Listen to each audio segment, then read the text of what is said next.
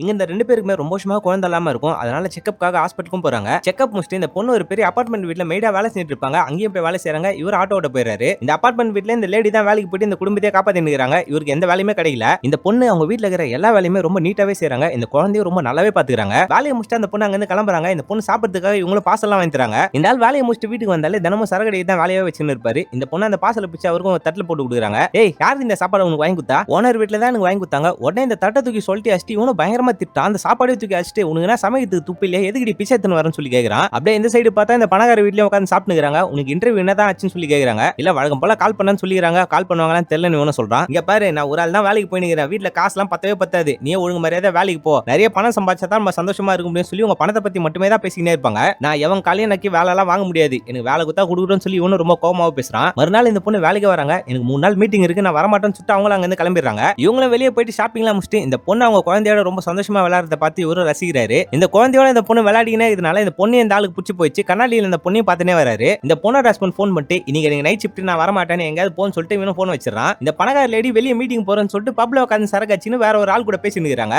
இந்த ஆள் ஒரு மிகப்பெரிய கம்பெனி ஓனர். அதனால அவங்க ஹஸ்பண்டுக்காக வேலைக்காகவும் கேட்டுக்கிறாங்க. இந்த இடம் ரொம்ப சவுண்டா இருக்குது, நீ வேணா ரூமுக்கு வா, நம்ம மீதி விஷயத்தெல்லாம் பேசலாம் சொல்லிட்டு அவனும் அங்கிருந்து கிளம்பிடுறான். வேலை செய்யற பொண்ணா நீ வீட்டுக்கே போயிருக்க மாட்டாங்க, இவன் வீட்டுல தான் தங்கி இருப்பாங்க. இவனும் சரக்காச்சின்னு யோசிச்சுனேங்கிறான். அதே சமயம் இந்த லேடியும் சரக்காச்சிட்டு அந்த ரூம் உள்ள போலாமான்னு யோசிக்கிறாங்க. டக்குன்னு பார்த்தா அந்த ரூம் உள்ளேயும் போயிடுறாங்க. இந்த ஆளு அந்த வேலைக்கார பொண்ணோட சம்பவம் பண்றோம். அப்படியே ஒரு மாசமும் போகுது. ஏங்க நீங்க செக்கப்காக போனீங்களே, என்னங்க சொன்னாங்க சொல்லி இந்த பொண்ணு கேக்குறா.